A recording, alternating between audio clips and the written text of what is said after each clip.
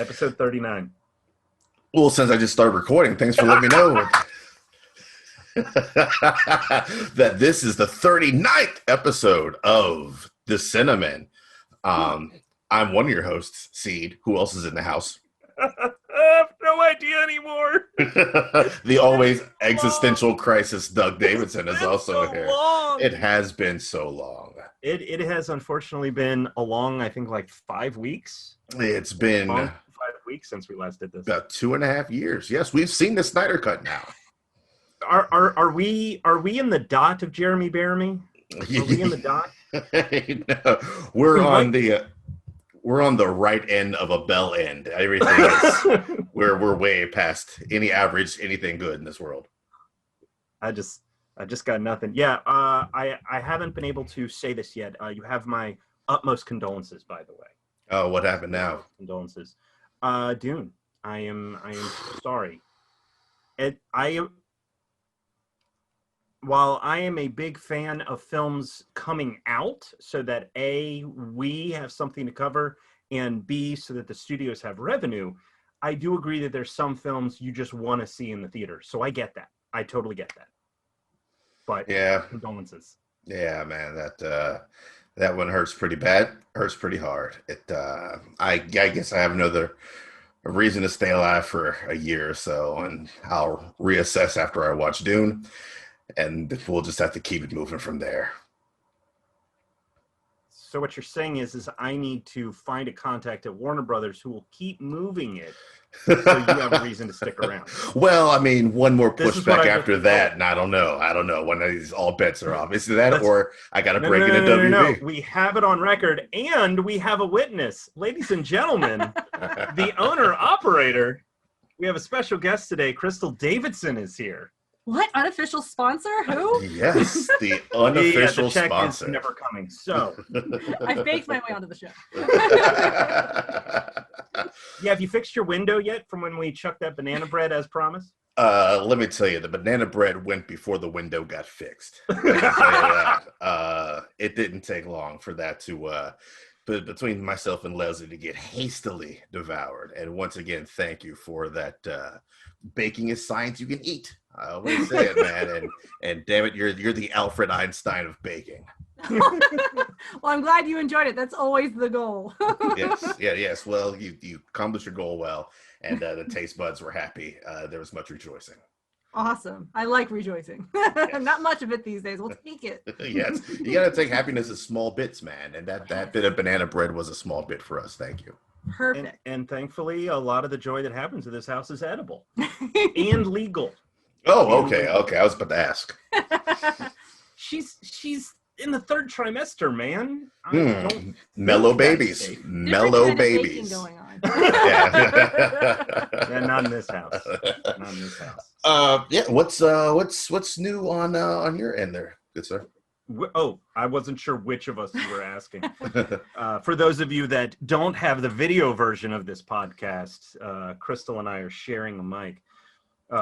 But no, what's new on my end? I am looking, because of the baby coming, I am looking distant into the future and trying to figure out what it is that I'm going to be covering between here and the due date. Good Lord, is it a mess? I have 33 slots between now and then to fill. Some are filled with concrete things and some are not so much. And the uncertainty is driving me crazy and causing anxiety, but also having the assignments is causing anxiety. So, it's a good time for anyone who's, Jewish. Stereotype. Good job, Douglas. Lovely. The phrasing of this section is brought to you by the rating R. Rating R? There's plenty of slots to fill. Hey, whenever you need help filling those slots, I'm your man, sir. Woo! Very close co-hosts. We will not be Eskimo cousins, I believe is the term. Brothers, cousins, something like that. Something like that. Ain't gonna happen. But in terms of keeping busy with entertainment, getting back on track, young lady, but I can still say that I'm still older than you. I have watched a ton of movies, and I don't know if you've had a chance to see any of these. There's certainly ones that I'd recommend to everybody if you get the chance. The first one is Bill and Ted Face the Music. Mm-hmm. Now, as I recall, before it came out, you aren't that much of a fan, right? You recall correctly, sir. Had you seen the first two? Many times. Okay, so by this point, have you had a chance to check out Face the Music? No. Okay. It is Do you think you slated might towards check it the out bottom since- of the list. Bottom of the list? Yes. Okay, but how many films are coming out this year that have music? You're going to need to vote for something with an original song. Why wouldn't it be Bill and Ted? I'm pretty sure almost every film has music, Doug. That's called Yeah, the but is it score of the original music? soundtrack. Oh, then there you go. That's a good point. That's a different thing. That's a It's a different thing. It is. It is on the list. I will get to it at some point. It's just not very high on said list. I was never really got into the Bill and Ted thing, but I would like to know your thoughts on this bit of business because I know that you are a big fan. I am a moderate fan. I did not dress up as Bill and Ted. There was just something about these movies that really struck a chord with me and I always found really fun. And with all the stress that's going on in the world, Bill and Ted Face the Music is the perfect salve. It absolutely is just this injection of positivity that by the end of the movie, I was literally in tears. All right. Literally. I looked over at Crystal and went, why am I crying? Why am I crying right now? And the song that, the whole premise of the film, for those of you that aren't familiar, is that Bill and Ted, who in the first film are told as teenagers, your music will unite the world. Mm-hmm. By the third film, they still haven't done that. They have become global phenoms thanks to the second film, but they haven't written the song, and now time is collapsing on itself. So a really cool thing that happens is that from the moment Bill and Ted are contacted and told we're in trouble, the movie goes real time. Okay. The film says we it's a ticking have clock, huh? Oh yeah, the film is like you've got 74 minutes until this thing happens. You start the clock, the movie ends right after that point because of course you've got to either save the day or the world goes to hell and you need to watch it. So I'm not going to ruin it for you, but I was in tears. And it's a lot of fun and the music is actually fantastic. Right on. Yeah. Another film that I absolutely positively have to recommend is Spontaneous. Ooh, yes. Spontaneous. We watched this one together. Crystal, for those of you that don't know, isn't what one would describe as kind-hearted. Y'all can keep your romance movies. She sounds like the Dr. Pepper commercial from a couple years back. This is for men. You keep your romance comedies and silly drinks. You're All right. good. That's my wife. But So what genre are we wheeling and dealing with in this movie? okay, Spontaneous is a science fiction coming of age comedy drama With some romance. with some romance. Any other Not my genres in cup there? of tea at all going in, but damn. Okay. Yeah, the premise of this one, it's directed by Brian Duffield, who I think directed the first Babysitter movie on Netflix and has done some writing as well. But the novel that it's based on is about a bunch of seniors in high school that just start exploding. Literally, they're sitting in class and one of them just pops like a balloon. And so it's these students trying to get through the senior year. Some of them think that if they graduate, it'll stop. Okay? And it's led by Catherine Langford and Charlie Plummer. Charlie, who, thanks to you, is now on my radar because of Words on Bathroom Walls. Catherine Langford was in Love, Simon. She's the lead in Cursed, and I think was in 13 Reasons Why on Netflix. Yeah. But this was, and she's also in Knives Out. But this was obviously shot in like 2016. This was shot around the time Love, Simon was done. Just, you can sort of tell because the advertising for this has been nothing, and yet Catherine Langford is a big deal with this audience. And it is phenomenal. You'll laugh, you'll cry. I literally there's one sequence I wish I'd seen in the theater. It's in drive-ins right now, And no matter when this thing comes out, this recording, it's already available on VOD and hits DVD maybe in Blu-ray November 10th, I think we discovered.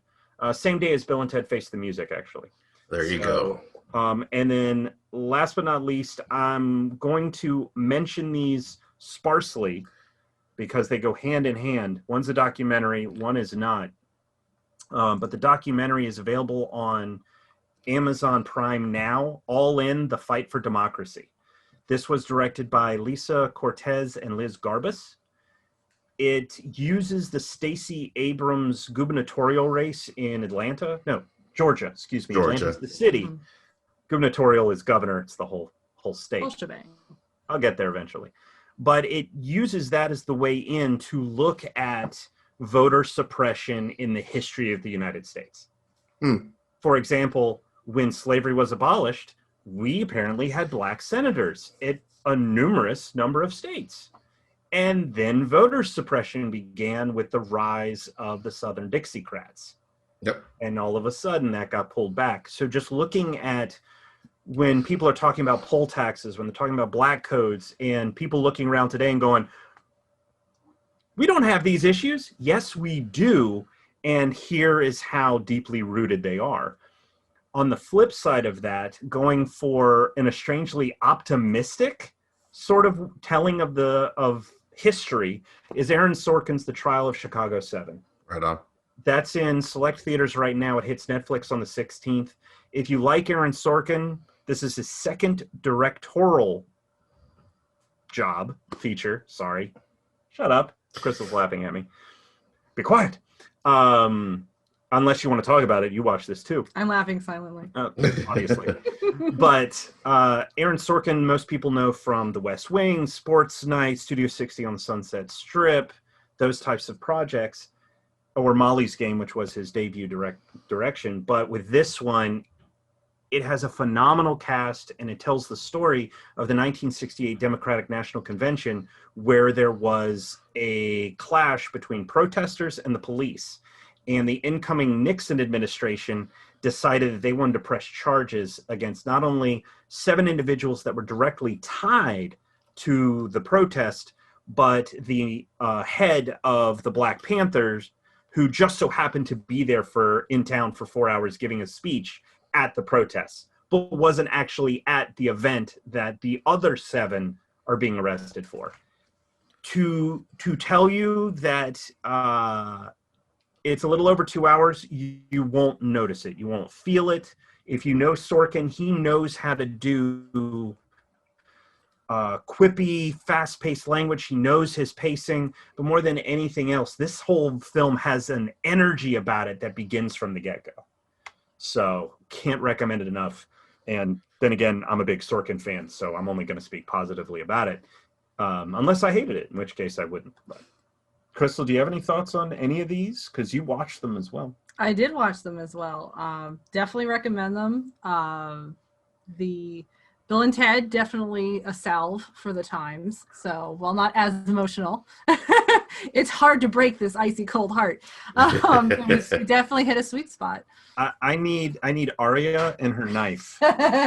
Not today. Spontaneous was an awesome surprise. I watch movies with Douglas from time to time, not just for EOM, but just I'm like, all right, I'll sit here and watch this just to keep him company. And that one surprised me. I mean, description, genre, advertising, I was just rolling my eyes. I mean, I'm all for some spontaneous combustion and some dark humor. But that surprised me. So that was actually fun. It was well told. The pacing was good. So would recommend. And yeah, Chicago 7, I mean, that was going to be a hard watch just for the topic, but Sorkin brought his A game there. The cast is flipping amazing. Not a weak one in the bunch at all. And I mean, Sacha Baron Cohen, he just takes off with it and really helps to just carry it along and brings so much to the role instead of just being full of shenanigans. He does a fantastic job. So yeah, if you can, you're having a day and you don't mind diving into some of the tough stuff, check it out. Michael Keaton's there for a cup of coffee. He steals the entire sequence. which is hard to do considering the cast. Yeah. Yeah. All So right, what about right you? on, Have you right watched on. anything of interest? This the Charlotte Film Festival came and went the other week. I managed to check out a couple of things on there, and man, I watched 12-Hour Shift. If you want to hear my review, go listen to that Paprika 211, I think it is, which I unveil all the thoughts on that. If you're looking for something, You're not going to give me a tease? yeah, you can go listen to Paprika 211. There's your tease right there. That's a direction, not a tease. Tease is. It's a really good episode of Paprika to listen to. There you go. I also watched The Outside Story, directed by Kazimir Nakowski with Brian Tyree Henry. If you've watched FX's Atlanta, he is one of the main players in that. He is the cousin of Donald Glover's character. He plays the rapper Paperboy, who things are kind of centered around. Very good actor. He's also in Joker, if I remember correctly, as well, Yes. for a half a second. He works at the asylum. He's also Miles Morales' father in Spider-Verse. That is a very good point. He is the voice of Miles Morales' father in Spider-Verse. He is the subject of this movie. Is a memorandum. The videos they play when the stars die. He edits those. In memoriam. In memoriam. There we go. Very different than a memorandum. Yeah, yes. He just sends notes. Congratulations, you are dead. He's just gone through a bit of a breakup with don't have her name. Sonequa Martin Green. There we go. Star Trek Discovery fame. She is the main character of Star Trek, and also The Walking Dead as well. He's kind of a shut-in, kind of just a hermit, hating life, working on the big actor of the day that they know is on his way out. And he's been shut in for what looks like weeks and months at this point. You can just see the stacked high bowls of the same to-go food over and over and over again. Just somewhat of a slovenly lifestyle. Goes to give his delivery person a tip and accidentally locks himself out of his apartment. But the landlord nowhere close by, no one having a spare key with the exception of the now ex. And he is just kind of forced to confront the outside world, man, and what's kind of passed him by and what he's missed over these last couple of weeks and months as he needs to turn this project in because the news gets worse and worse throughout this maybe 10-hour stretch that he's locked out of his building. So yeah, it's a good, if you're looking for something a little bit feel good, it's a dramedy. So it's definitely got some good funny parts to it. I think a lot of people forget what a great comedic actor Brian Tyree Henry can be. It looks like it was shot quick. It was shot dirty, but it's a lot of fun. It's got some feel good heart to it as well. Right on. And I also watched Bleed With Me, which, good Lord, I still don't know what the world this movie was. Directed by Amelia Moses. 3 people, 1 cabin. That's it, man. It's a psychological thriller, if that's what you want to call it there. Lee Marshall, Lauren Beatty, and a cat named Eris Tyrosh. It's the 3 of them go to a cabin. It's a couple in the third wheel. And the dynamics between the 3 of them get awfully fucking weird. The first look in the first 10 minutes, I said, "Ayo, what?" And then it was off to the races from there. Unsettling, creepy, and just uneasy is the best way of describing this movie. It's overall eerie. Our third wheel character named Rowan is kind of envying the life that the other lady and her boyfriend have, and she starts having nightmares that maybe they're cutting her while she sleeps and drinking her blood. And as you do, but it kind of gaslights the viewer into just thinking they're fucking crazy while they're watching it. It's a good Halloween type deal. It's still making the festivals. I don't think they have a release date as of yet, but it's a general release date as of yet. But man, it is. I call it the Total Recall of horror movies because I don't know what was real. I don't know what was fake. It's and I was just left confused and pleased at the end. Right on. Awesome. And all 3 of these were from the film fest? Two. 2. Bleed With Me and The Outside Story. I also started on One Night in Tehran, an Iranian movie. Unfortunately, had to pause it because life got in the way. Didn't get a chance to get back to it, but man, that first 30 minutes is fucking good. So there's a half a recommendation for you. How long's the movie? One Night in Tehran? No, I'm not sure. Not sure. Oh, okay. So it may only be a quarter of a recommendation. It may be a quarter. Too, Crystal. I am quite aware. So anyway, don't need to bring our marriage into this, and sorry, Crystal, I was talking about. I was talking to him. Sorry, dynamics Daryl. between three people. Are these the only films? Do you want to point people towards Possessor at all? Oh man. Still haven't seen it. Yeah. Oh, you still haven't seen it? Mm-mm.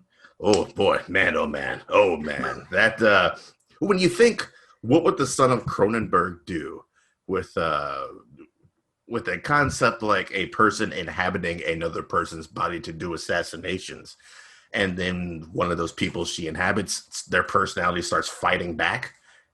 What would a Cronenberg do with that? Whatever you think of, it's not far off from what happens in that movie. It's another psychological type deal. So I will not be watching this, is what you're saying. I'm not. There you go. As a straight sci-fi, it's great. The body horror elements are actually few and far in between, but when they happen, they're very close up in your face, brutal and grisly. So I'll be watching that one. Yeah, there you go. What's interesting about this, Christopher Abbott's in that, isn't he? I'm not familiar with that name. The individual who all of a sudden Andrea Riseborough. She's the assassin, correct? People might know her from Mandy or from Birdman, which you guys just rewatched, if I remember correctly. Daryl, such a good movie. Yes, watched it a couple days ago. Yes, Christopher Abbott. Is that who you're asking about? He is in this. Yeah. He was in a movie, I believe, called Piercing. It was either a year ago or 2 years ago with Mia Wasikowska. Wakowska. Yeah. Where basically he wanted to kill someone, so he calls a prostitute, meets her at a hotel, except it turns out she's a little twisted too, and she's like stabbing herself, and he's going, "Wait, what is happening? Are you okay?" And like, it's very bizarre. So I guess he's just got, that actor just kind of has a thing about, let me make some movies where I fuck some people up. Oh, there you go, man. Done and done. He is the person she ends up inhabiting, and he's the one who's fighting back this whole movie. It's good. And Jennifer Jason Leigh, talk about your famous phrase, "in there for a cup of coffee." She is that. Right on. And yeah. I bet she steals the whole thing too. She stole the whole mug, decanter, all the cups. Right on. Are there any other films that have struck you that you want to discuss in the 6 years of the Jeremy Bearimy that we spent apart? Yeah, there's movies I've seen, but let's go ahead and get on to the next bit because we're already 30 some odd minutes in, or 20 some odd minutes in. But nobody cares. Everybody just loves listening to us. I mean, that's all that matters. It's my dulcet tones they've missed. They've been able to listen to you. I'd like to know where you got that information from. That's what I. that's what I. What about Who did you? you survey? No. Just post something in Paprika, and everybody is like, "We love Daryl. Where's Douglas? We love Daryl." Anyway. If only the listens reflected that. But if you are listening, we love you. Keep doing it. So, which does bring us back to Crystal, actually. Yeah. And the whole reason that you're here isn't just that we just so happen to be able to record this at a time when our son is asleep. Yeah. The one who has already escaped the birth canal. But it just provides an opportunity. We've been talking about Casual Confections. We've been talking about you in one form or another over the last 38 episodes. Although I don't think we worked in a reference to Casual Confections while we were talking to Sean. So maybe we need to call Sean back, have him come over so that we can just... Well, when the Snyder Cut book drops, we'll bring it back on. And then we can sneak it in there. Perfect. We'll send him some Casual Confections or something as a comeback on the show. There you go. But what's the deal? No, it's where did Casual Confections come from? What is your origin story, if you will? Dun dun dun. Okay, did you murder someone? In the kitchen. Complete with the Montgomery Burns hands, in case you are the excellence. I would scoop my chair away, but I'm literally against the wall. No, well, first off, I'm real. Unofficial sponsor that actually exists. Nice. And tries to keep these boys fed in all of the yummy sweets. I can't fit in my clothes anymore, Crystal. You can back off a little bit. Well, me neither. That's a different issue. So what you're saying is because I did that to you, you're doing this to me. Turnabout is fair play. Well, speaking of birthing stuff, Casual Confections. Come on. It started off as just a hobby. I used to always, bake simple stuff with my mother. Just, box mix cakes, Nestle Toll House chocolate chip cookies. When I was out of college in my own place, when I moved out, she gifted me a stand mixer that her mom got her because she got a good deal on it, and my grandmother couldn't pass up a good deal. And I just never used it. I wasn't that kind of baker. We were in small spaces. So when we were in the house and everything else. Which house? This house, the one we're currently in. Hey, I'm just checking. We've lived a couple places. I'm trying to shorthand this a little bit.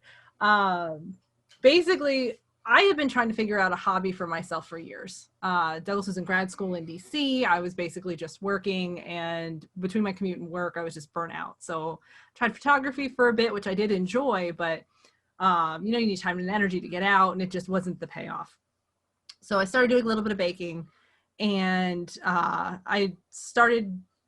people wanted to know the recipes for the stuff I was posting. Hey, I just made this. Oh, what's your recipe?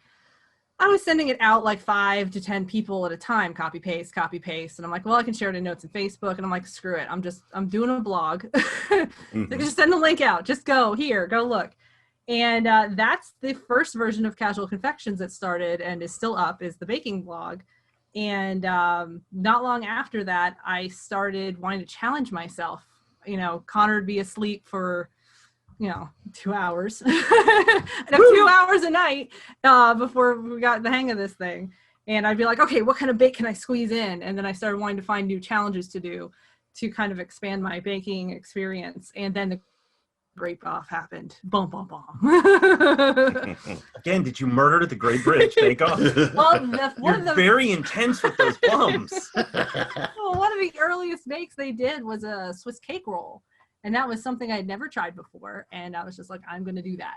And it took me a few months to actually build up the courage to actually try it. But that was the thing that really ignited it for me. Like doing challenges and just, here's a new thing I've never tried. I'm going to try it. And so some inspiration came from the Bake Off. I would just go online and find other people's recipes for stuff. I started joining baking groups, and it just rolled. And last year I took a step and turned it into a business. Because I kept getting such positive feedback on my bakes and other stuff. And so now we're both a baking blog and full-blown bakery. Very nice.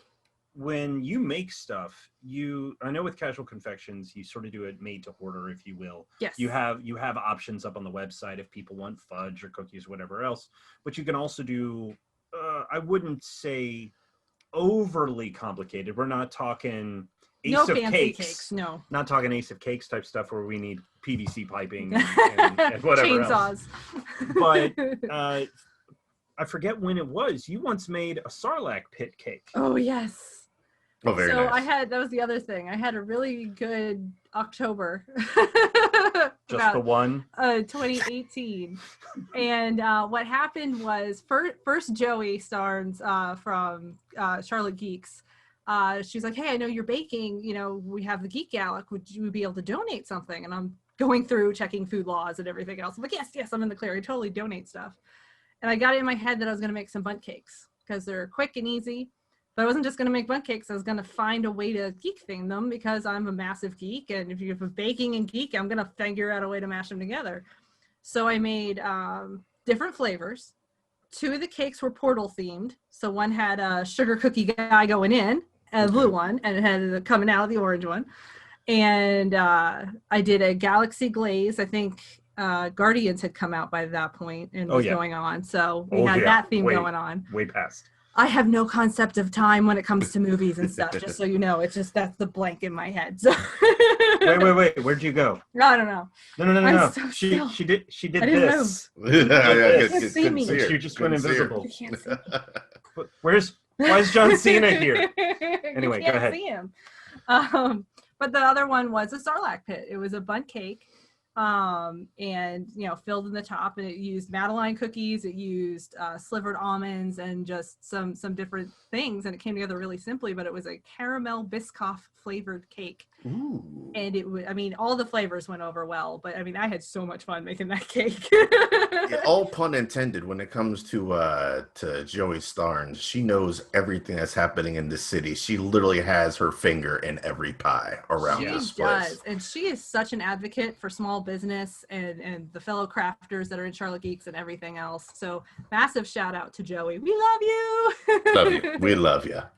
She has been a massive supporter of mine. Last year they had me on the Guardians of the Geekery podcast. And after that, she asked if I would come and do the Muggles market that year. So, me, I just started my company and I'm like, do I want to take on a market? I'm so glad I did. Oh my goodness. Shout out to the Charlotte Geeks. Anyone who comes out to Muggles market. We had last November and we had March. It was our last hurrah before when all of this hit. But I've developed a great following among them, between Butterbeer Fudge and I did Cookie Cat cookies, which are... Those are so good. Chocolate brownie sugar cookies. And then it's got 2 flavors of marshmallow filling, 1 strawberry, 1 plain. So it's Cookie Cat from Steven Universe. Charlotte, Guardians of the Geekery, the podcast that's like Paprika, but people actually listen. What would you say success for you? What would your success ratio be? So for every 10 things you bake, are there like 8 you're like, yeah, and 2 you're like, I don't know about these 2? Yeah, that's probably a pretty good ratio because a lot of the stuff I do, it's our catchphrase is we keep it messy. And that's the whole point. It's like, I'm trying it to try it. My kitchen's a freaking mess. I probably screwed up about 6 things when I tried it. But it's edible. It's tasty. I know what, there's things I can do next time. I have had 1 bake that has been a total failure every time I've made it, and I haven't figured it out yet. And it's a type of chai shortbread bar. And it's just the layering of the dough and the way the recipe, I've even messaged back and forth with the baker who put the recipe out, and she and other people have not had the issues I've had. The dough's undercooked. The spices are overcooked. It tastes awful. The spice must flow. So I've kind of abandoned that one, but I've incorporated chai, obviously, in so many of my other bakes. One of my favorite things discovering through Casual Confections was the chai spice blend, and I have put it in almost everything because I love chai. I seem to be in the minority of people who are not a fan of chai at all. It just means more for us. It's fine. I think it depends. It's just more for us. I know a few people who don't like chai. For some people, it depends on the blend. Sometimes the ginger is stronger, sometimes the cardamom. But I do know people who don't like it. It's not for everyone. I'm typically not a spice person, so the fact that I like chai is weird. But there's been a lot of like the Butterbeer Fudge. I literally put together because I was also asked to do a donation for the Harry Potter Alliance that same year, and I think that was in December. Yeah, it was right after the Muggles Market. And so I did Butterbeer Fudge for that because I have to stick with the theme. And I did a Dementor salve cake, which was basically how many types of chocolate can I shove in a cake and still have it taste good. Instead of death by chocolate, it's get saved by chocolate. Exactly. For those that are familiar with how you recover from a Dementor. Exactly. But the Butterbeer Fudge took off. The person who won the auction for the full tub of Butterbeer Fudge, she commented on my page. One of her friends commented on my page. They shared with co-workers. And I think one of the coolest things was when I did my first Muggles Market last year, the friend actually showed up to get more Butterbeer Fudge. She had been following me. I wasn't even a business yet, and she had been following me to find out when she could get more butterbeer fudge. I like it. And she met me in person, and it was just flattering and awesome. But butterbeer fudge has very much become this like one of the go-to things, and it's so fun to make. So just the accidental things that take off. That's been a lot of fun. Are there any other baking movie themes that you thought to try to smash together? If you give me a theme, I will sit there and brainstorm it. I've done a Harry Potter smash cake and birthday party cupcakes. I've done. We've got the Dean's I Want Pie bars, which they're basically gluten-free shortbread bars made with like almond flour and coconut and different jams. And basically, I just put the supernatural spin on it because Dean needs him some pie. But Nice. I also do, I did monthly cookie care packages up before all this started up. And I would I would pick a theme each month. And so each bake, I would try and do around a theme, whether it was flavors, whether it was something fun like the geek themes or something else. So yeah, I really like working off of themes. So, I mean, we've done our own personal theme bakes before. Like we were doing an Evil Dead marathon a few years ago, and I literally made a half and half pie. I had a good ash and an evil ash in one pie plate. Do you find it all, because you've mentioned the Sarlacc cake, you've mentioned Harry Potter, you've mentioned Evil Dead. Now, obviously, you've also talked about Portal, so you're not confined No. to just cinema. Have you found film to be in any way an inspiration for some of your bakes, or no? I'm surrounded by cinema.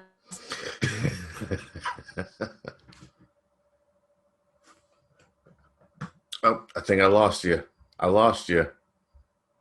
Hello, can you hear me? Hello. And no. Oh, Our internet- can you hear me? We can see you. You're moving Okay. now. Okay. All right. Now, you cut out at you're surrounded by cinema is the last thing I heard. Perfect. So yeah, cinema is the easy inspiration because I'm surrounded by it. But I have notebooks full of theme ideas from books, though I haven't done much reading in the last 6 years. Thank you, children. Life. But yeah, books, video games, movies. I try and toy around. Like we'll talk about. We do October horror movies, and so sometimes when we used to have people over for those, I would try and do different theme snacks. Yeah, pretty much. I'm game for anything. If I'm familiar with it, it's easier. If I'm not familiar with it, I'll do some research. But yeah, no, I'm up for whatever. Well, in that regard, is there any sort of material, whether it is cinema, whether it's another area of geekdom, that you like to return to that sort of feels like a comfort for you? Oh, pretty much any of it. I mean, it's a lot of fun brainstorming with people because you have your comfort zones and the stuff that you return to. But someone will be like, oh, hey, well, what about Johnny Five? And be like, oh my God, I've got like 5 ideas right off the bat. I can make something for Johnny Five if you're going to watch Short Circuit. Okay, how would you make Laser Lips cookies? Go. Ooh, I love it. What would they be? No, secrets. That could be something I could make for Muggles Market. Man, just giving away these ideas for free. Yeah, she's the Fort Knox, that one. Well, as we sort of wrap up this portion of it, what are some of the films that you might recommend to people if they haven't seen them? Ooh, good question. Because we're in spooky season, one of my favorites to recommend is The Orphanage. I love me some horror. The genre has so much bad and corny shit. It's got great stuff. It's such a variety. But when I find something that really just stands out, I like hold on to it. The Orphanage is that one. I will recommend it till the cows come home. The storytelling's fantastic. Del Toro helped bring that over. It's not jump scares. It's not gross out horror. It's a psychological thriller. And it is the one movie that has actually crept me out in a long time. And it's a slow burn creep. Such a slow burn. So if you haven't seen it, it is subtitled, but I do highly recommend it. It is worth the ride if you can stomach it. I think some people, it's going to be a little too much creep factor for them. So Orphanage is great.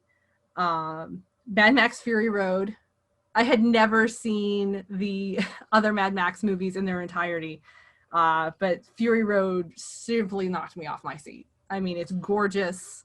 We had strong, badass women in the leads. The color, I mean, it's just, everything about that movie is just spectacular. So, and if you can watch it either in its full color or the black and chrome, and either way. Witness it! So great. You have to spray paint your mouth while you watch it, though. Yeah, It's so the whole, weird. for 2 hours. For 2 hours. For 2 hours. You I need actually 9. had a can of silver edible spray paint at the time. You need 9 cases of Krylon in order to get that one through. Another go-to for me is Silence of the Lambs. I dove into horror when I was young, and Silence of the Lambs has stuck with me the whole time. Again, great storytelling and another slow burn. One of my favorite tidbits for that is Hannibal Lecter is in the movie for literally a cup of coffee, as you said earlier. I mean, he's not in that movie long, but it feels like he is because he's such a presence. Yeah. But just the character acting, the storytelling, the music, there's just, love it, the suspense. Spider-Verse. Oh my God, Spider-Verse. There is not a bad decision in that movie. No, there's not. There's not. Between the animation style, they're referencing the voice cast. I love following what the animators talk about on Twitter. They still will come out every now and then with, hey, here's how I animated this scene. You can see where they actually made themselves references. So you've got someone sitting there eating fries, doing the whole lines of Peter B. Parker, and it's just hysterical. The crew just seems incredible. I rewatched that movie so many times and still will, and very excited for the sequel. And for, I guess, one more, Galaxy Quest. Is it because you have one job and you will do it? It's a dumb job and I will do it, yes. Came to Galaxy Quest. I grew up with Star Trek. I enjoyed Star Wars. So it spoke to me there, but Alan Rickman, man, you tell me Alan Rickman's in something, I'm probably going to watch it. I've come to appreciate more of the cast as I've gotten older and gotten exposed to more cinema. But it just nails. So it nails the humor. It nails the frustration of being a sci-fi fan. Why is this sequence? This is dumb writing. So yeah, just a little bit of everything in my recommendations. You know, I typically stay away from rom-com, but similarly, I will watch almost anything, especially if I'm convinced. But I enjoy a little bit of everything here and there. You got to get some humor in, some horror. Right on. It's a good spread. That's a good spread. Yeah. Although these days I'm watching more horror than she is, which is weird. I know, but then I get to watch more horror because you're watching more horror. Yay! That's what I bring to the table. Meanwhile, I'm just Nothing else. assed out like male strippers because horror it's not my thing. There's nothing else. Doug, you want to kick off our meat and potatoes for this episode? Yeah, man. I mean, it's just been fun to finally have you on the show. Thank you for that. So let's get into our big topic for today, where did this idea come from? Opening day memories. Where did you get this idea? You were sitting on the toilet, you fell off, bumped your head, and the image of the flux capacitor. That's not the story. No. That's not the story. I think that story was borrowed elsewhere. I don't know. I might have been a couple in the bag. I couldn't tell you at the time. Honestly, yeah, right. Hey, it got some good brain cells working. This got some good combos going. Hey, you know what? That's the whole. When I try to pick something, I'm like, what's going to get the best conversation? And that's when it just kind of came to me all fully formed. So figured it'd be a good one to go with. Yeah.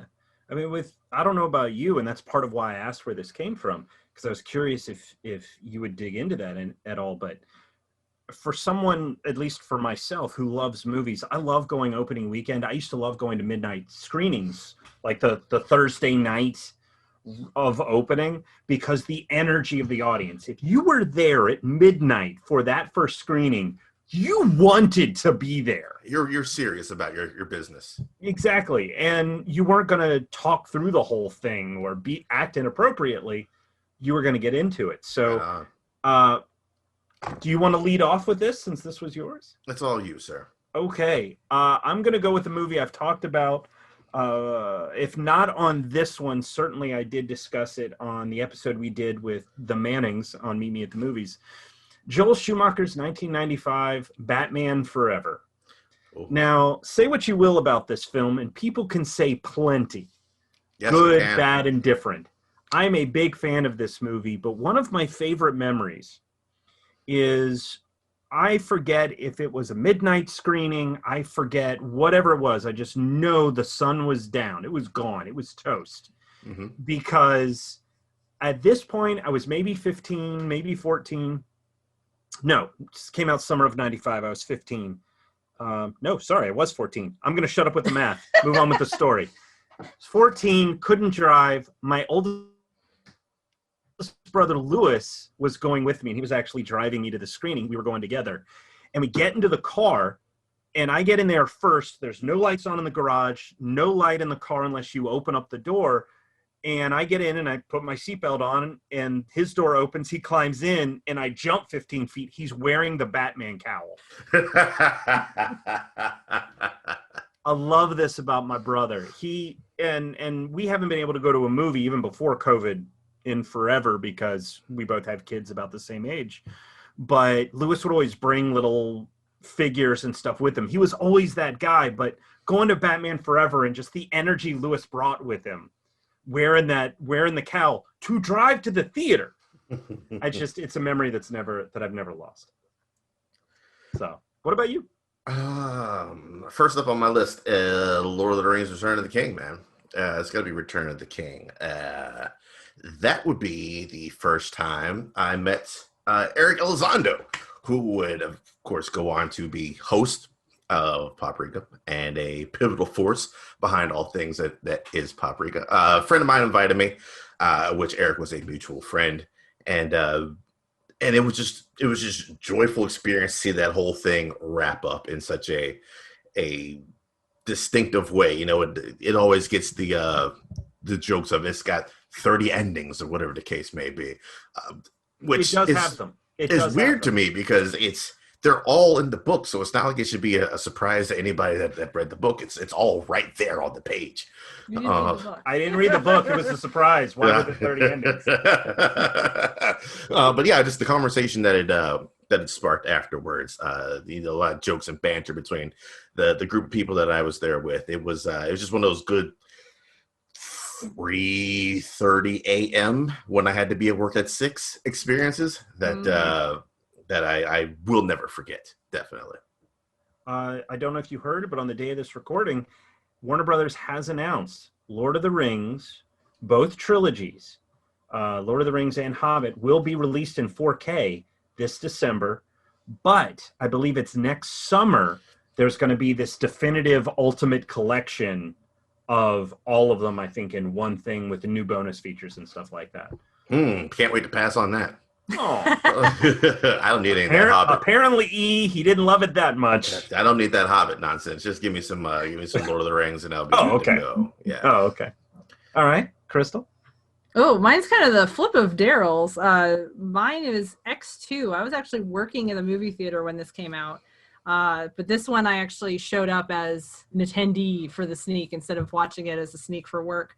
But it was the conversations before the movie, not after the movie, that actually made this memorable. Douglas and I were actually back there together. We were there with a bunch of our college friends. We're all comic book nerds and, really enjoying like this new renaissance of comic book movies. And so basically the whole time we're standing in line in the lobby and we're kicking back and forth, what they did in the first one and which storylines they could use in the second one. The internet was buzzing at that time, but nothing like it is now. So, we didn't have Twitter and all this other stuff. So we're doing all of that speculation in line. We're talking about bloodlines. We're talking about, all these different storylines. We're talking about the animated series. We're talking about the comic books. But we get into the theater. There's just a row of us. The theater's packed, and there's just a row of us. And so many times during that film, and especially when the Phoenix shows up in the water, we are all literally on the edge of our seats going, yeah. It doesn't hold up these days, but at the time we didn't have awesome comic book movies in live action. So that was huge to see Phoenix on screen. Plus, we didn't have the disappointment of what the next movie was.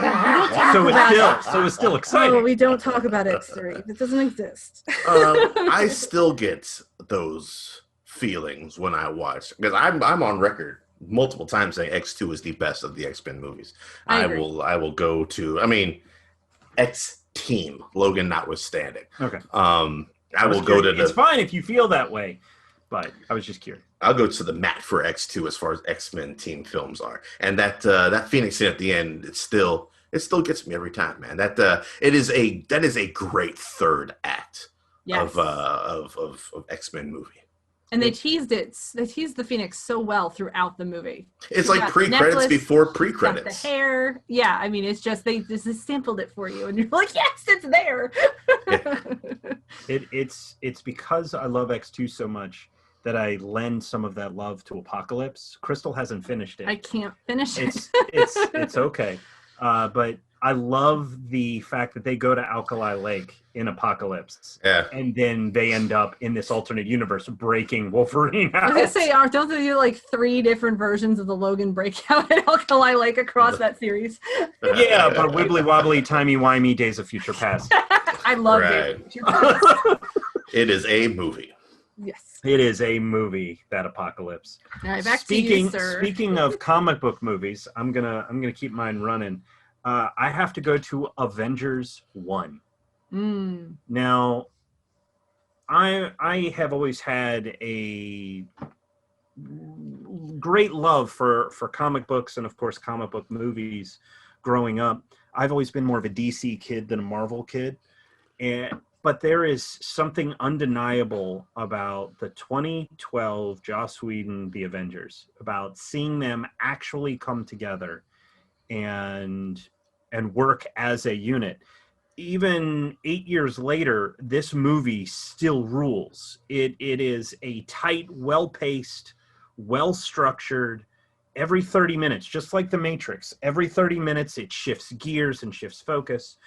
But for me, that memory is being in, I forget if we were at an early sneak or if we were at opening weekend.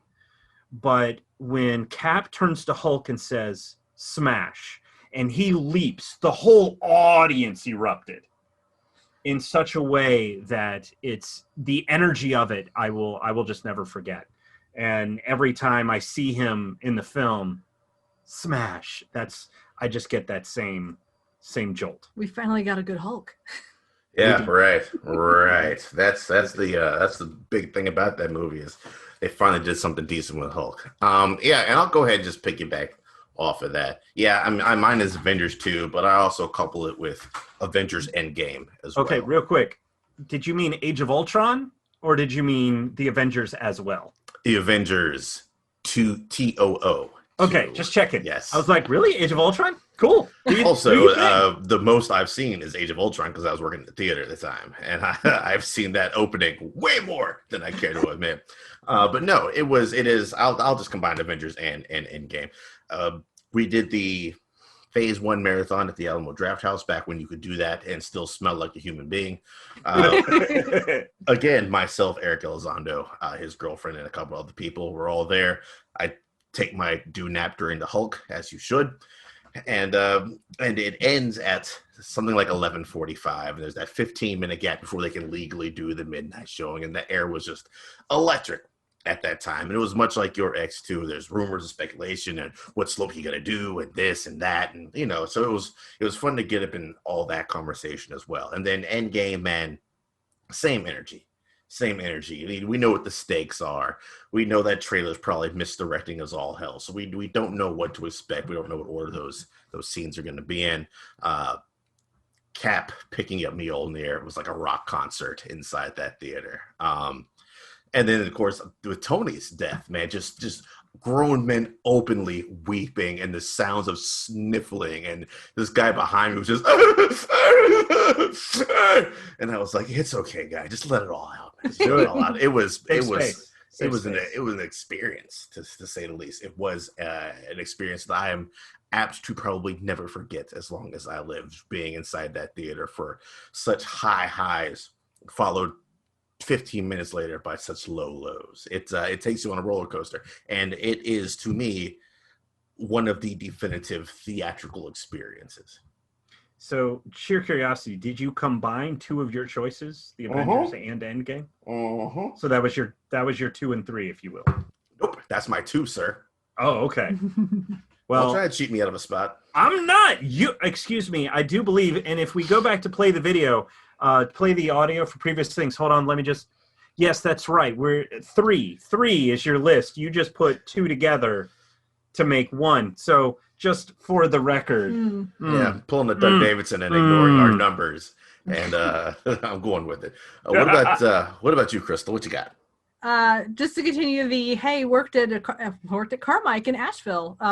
Just 2 of my 3 are actually from being in that theater. This one I actually worked, and it was Tokyo Drift. So I was working the premiere night of Tokyo Drift in Asheville, and the Carmike Theater is at the top of a mountain. So to get there, you need to drive all the way up the mountain past like 3 tiers of shops, and the parking lot is right up top. This will come into play later.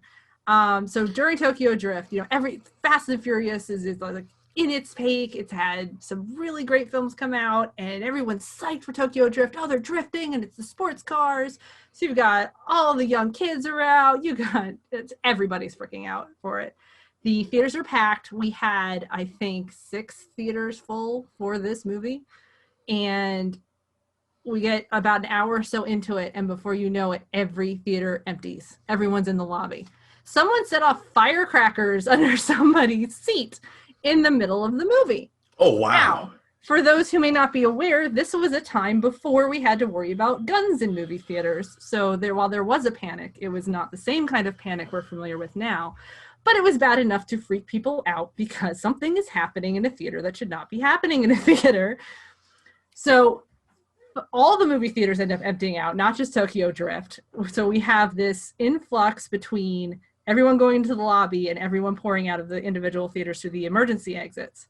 The cops are trying to come up the mountain to help facilitate getting people out. We already had some up there because we were expecting large crowds. But the kids were still doing burnouts in the parking lot.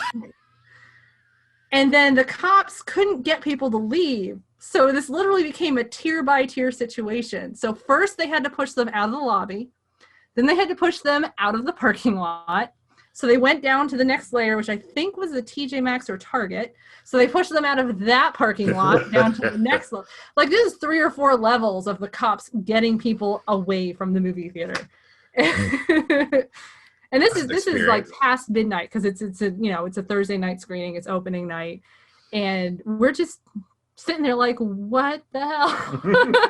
So we just kind of sat there with the cops afterwards, just kind of recounting everyone's experiences and making, everyone was okay, which was good. Just some people got scared. Luckily, no heart attacks or anything. But yeah, just the influx of people, the chaos, and just the fact that the cops had the kids just kept moving in these huge groups in chunks down this mountain. That's great. That's great. Doug, have you ever had an interrupted movie before? Guardians of the Galaxy 2, they started it and it was in 3D and nobody knew it. So we were all really confused. I think I've had a power outage, but nothing like fireworks or anything like that. I've had them be interrupted by the sound next door, usually a Hans Zimmer score coming through the wall. So you were watching, or someone was watching The Dark Knight Rises, or something. Coming right through. No, not that I can. Nothing that was memorable enough to make the list. In fact, my last one is jumping off of yours. Actually, is Endgame. Right on. In terms of my big memories, I went to the 5 o'clock fan screening before the wide releases because the press screening that they had was in Atlanta, and I really wanted to see Endgame. Not enough to drive 8 hours, particularly when I still had finals to deal with. There was just no way that was going to make sense in a single car household. So I went to that 5 o'clock screening, and I'm by myself in terms of people I knew in the theater. But yeah, it's Cap picking up, it's Mjolnir moving, it going to Cap's hand, and Thor yelling, "I knew it." Just the timing and rhythm of those moments, the energy in the audience, everybody screaming just gets louder with each new revelation. But I don't think it got any better than On Your Left. Mm. When you heard On Your Left, and it was quiet at first, and you could sort of hear people still reacting to stuff happening, and then you heard the gasp sort of roll over the audience as they realized, here comes everybody. Right. And then that charge with Avengers Assemble. The place was on fire. It was amazing.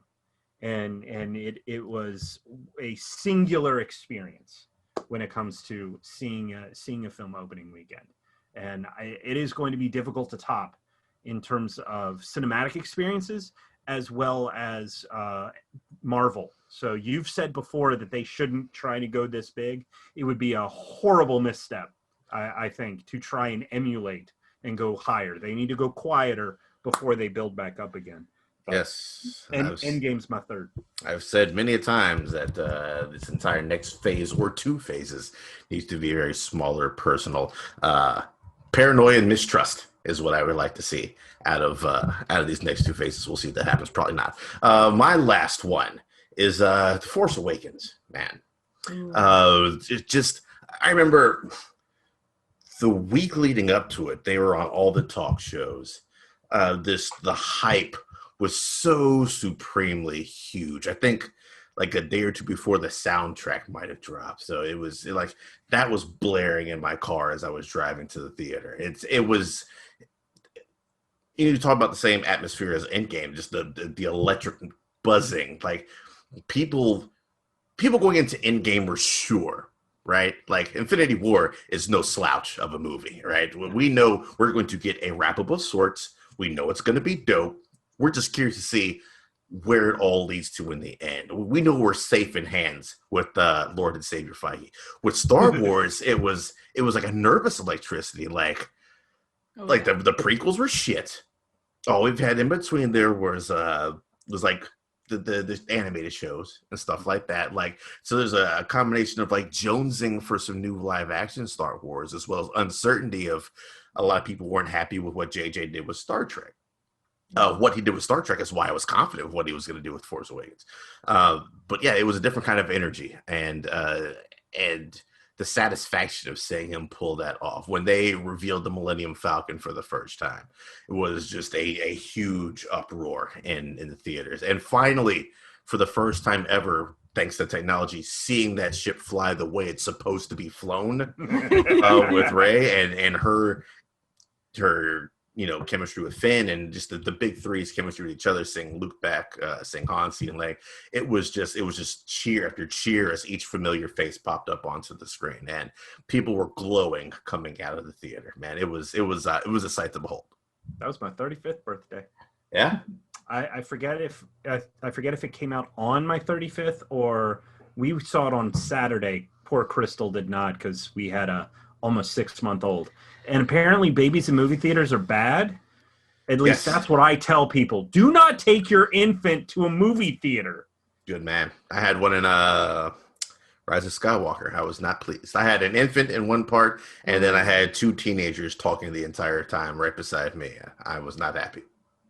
I can appreciate that. And then you watch the movie, and it just ruined your mood even more. Yeah, and I was like, "Oh, I'm supposed to be watching this, aren't I?" Well, I was so bored, I forgot my eyes were supposed to be on the screen. I bought that Blu-ray. I haven't even unwrapped it yet.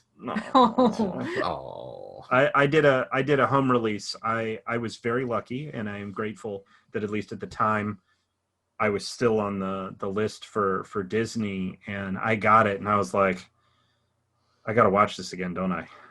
But at least if you haven't watched it, and this goes for everybody, if you haven't watched the documentary that comes with The Rise of Skywalker, that is worth the price of the disc. Honestly, straight up, that is worth it, because it looks at the entire saga and that documentary is phenomenal. There's no such thing as a bad Star Wars documentary. Every documentary I've seen about Star Wars, whether it's the one that came on the original 2004 DVDs when they first came out, about the making of the empire that is Star Wars, whether it's the one that just looks specifically at the making of Episode 1, is absolutely amazing. There are no bad Star Wars documentaries. Right on. All right, Crystal, wrap us up. Ugh. So anticlimactic, my choice. But I'm actually going to refer back quickly. We were talking about interrupted movies. Another working from Carmike's story, the best, I think, timed movie interruption. I think it was House of a Thousand Corpses. And I wasn't in it, but I was working it. And we had a lightning bolt strike the transformer directly outside the theater, like outside of the box office. So one, it's my closest lightning strike I've ever experienced. But two, it scared the shit out of everyone in that theater because of its timing. They almost didn't want refunds because it was for the experience. But there was almost 1,001 corpses coming out of that. That has to be like what is one of the best well-timed. There's just chef's kiss. But womp womp, also anticlimactic opening day, because I worked a little backwards here. But I didn't get to watch a lot of movies growing up. You know, we were in a rural area. We didn't have cable. So basically I would go blindly pick things at the video store to watch, which is how I got into horror. But one of the movies I do remember seeing in the theater was Twister. And it was my first opening day movie. Like I didn't There's nothing anticlimactic about that because Twister is a dope movie. The story is anticlimactic. I love Twister. I am a huge weather dork. I actually went to UNCA to study weather and ended up changing my major. I'm glad you went, though. I am too. It worked out pretty well. I'm glad you went. But no, I mean, did you tell me there's a movie about tornadoes and Van Halen is the soundtrack? I'm there. And I was. And so I went opening night. I learned they had pins, like little rectangle pins they would give you for the movie if you went on opening night. And it was my first date. Not ours. Not ours, no. Way before. That's like 95, I think. Something like that, right? First date. And yeah, didn't care about the date, totally cared about the movie. That's all that mattered. You know, that is always all that matters when it comes to going to. It was a hurricane out when I watched that movie in theaters. Awesome. Yeah, and I was like, if I walk out and get swept up, then fuck it, so be it. I'm going out on a high note. The cow. I'm going to join the great Carrie Elways in the sky. Yes, that was my first Dustin Hoffman. Not Dustin Hoffman. Dusty. Who played Dusty? Philip Seymour Hoffman. That was my first movie for him, and not too many actors like get in my head right away. Like I confuse actors all the time. Food. Freaking love Dusty. He was my first Philip Seymour Hoffman, and man, rest his soul. That was, I mean, spectacular performance. But just, I had studied all of the stuff, the technology that they were talking about in the movie. You know, the stuff that Dorothy was based on and everything else. So I was just kid in a candy store. I was just like, I went and saw Titanic not because it was Spielberg and la-di-da. I researched the Titanic throughout school, so I actually went to fact check the movie. James Cameron, my love. Sorry, James Cameron. My apologies.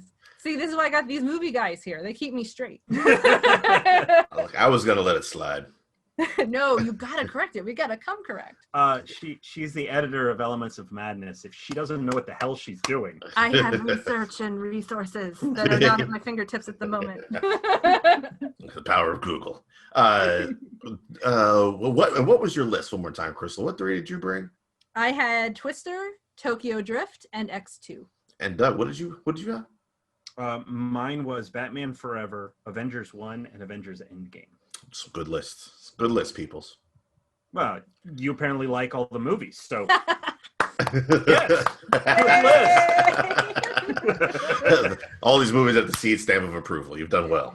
No contentious choices here tonight. Nah, That's not what this we're time going around. for. Every time I make a list, I'm like, which one will I put on here to piss off? Oh, I believe that. And you're so. Oh, good no. at it. He likes Man of Steel. And you don't. Yes. Such a Which, good by the movie. way, before I forget, and I want it on record, I watched The Seventh Seal. Hey, you're finally up in the Seven Seal gang. Hey, Yeah. did you watch the Criterion? Yes. Yeah. Because I bought it like what 2 years ago with the express purpose of I will make sure I watch this. I made the mistake of watching it on Yom Kippur, which for those of you that don't know is a Jewish day. It's the end of the High Holy Days. It's the end of the New Year celebration. It's the day where you're supposed to contemplate your life and how you interact with the world and things of that nature. And then I watched a nihilistic, fatalistic exploration of death. And I went, this is the most on-brand thing I could be doing today and the worst thing I could be doing today. But I need to revisit it when I'm in a different frame of mind. It was not what I expected. Really good, but not at all what I expected. And I think watching it with those expectations gone will make it a better experience. But I had to tell you, it had to be on record. I'm glad, sir. I'm glad you're up in that Seven Seal gang. Now I just have to do Seven Samurai. Oh, well, yeah, just set aside 33 hours for that movie. Speaking of which, Lord of the long Rings movies, box set, yeah, Seven Samurai. Pick your poison. I watched I watched the director's cut of Kingdom of Heaven for the first time a little while back, and that's 340, almost 4 hours, something like that. And man, and it's the first time I'd ever seen Kingdom of Heaven because I never saw it theatrically or anything like that. Yeah, so that was my first. That's Orlando Bloom, right? Bloom, Liam Neeson, Eva Green. There's a lot of people in that movie, and it's definitely worth your while. But you got to make sure you have some time set aside for that bad boy. So you watch it in the next 9 weeks. I'll try. I'm taking a week off in October, not to write, but just to watch the movie. No. I'm taking a week off of not working EOM. I still have to teach, but I'm going to use that time to clean the house a little bit, maybe play some Borderlands, and hopefully watch Seven Samurai. Watch what you want to watch, not what's the assignments. A little bit of that. We're moving into with award season. We're moving towards the Critics' Choice Documentary Awards. Mm-hmm. So I've got some documentaries that I need to check out, and I'm slowly working on those. So this will also help me. If there's some that I haven't gotten to, I can do that. But mostly have a little fun. I haven't had time off from writing since March when I was sick or January when you and I left town. Well, then it's about that time. I have about 5 days that I'm angling for in late November, early December, specifically to sit down and watch what I want to watch all day long for all 5 days. Awesome. Nice. Yes, I cannot wait. We will have to schedule a show afterwards just to discuss it. Yes, I am all for it, sir. I think that should go ahead and wrap up this particular episode of the Cinnamon. We're not doing anything. Connor's asleep. What's up? We haven't socialized. What's going on? What's the outside world like? Do people still live there? Do you have flying cars? The last time I saw you, you were scampering to your car after. You were home. Yeah, I was working. I didn't get anything back. So I was working. I was in the middle of some work, a meeting, I think, or something like that. And I just looked out the blinds here, and I was like, "There's a salt and pepper man scurrying away to his car." Well, Connor, by the way, very much loves that you have a Batman signal in your window. Oh, yes. Well, he knows what's up. Yeah, he does. Strangely, that boy has the pulse. It's weird. I learned so much from him. You know what? That's life is all about the symbiosis and the balance, man. You learn things from your kids. Yeah, because I don't know shit, and he apparently knows everything. He's constantly telling me how wrong I am. So, parenting's fun. It's one of my favorite hip-hop lyrics. It is, by the time you realize that your father was right, you'll probably have your own son telling you that you're wrong. Yep. The number of times I think in my head, oh, God, they were right. You actually called and apologized to your dad. Yeah, I did do that. I did call my dad. I refuse. I refuse. My parents will look me in my face expecting it. Now, no. But yes, that will do it for 39. Episode 39 of the Cinnamon. Are we going to try to get back on an every 2 week if there is a chance, or bank a couple? We'll figure it out. You see this face? Nobody listening. Of approval. Yes. Nobody can see the face, but Daryl can see the face, and she said yes. I'm only behind listening by a few episodes. I'm gonna catch up, you guys, and I'm gonna need stuff to listen to. So let's get on it. There you go. Well, okay. We have our mandates. Fine. Until then, you guys take it easy. On behalf of Crystal, thank you for showing up and being a guest on here. Thanks for having me, guys. And Thank Doug you, everybody. Davidson, we will see you next time around right here on The Cinema. Be well, everybody. Watch some good movies.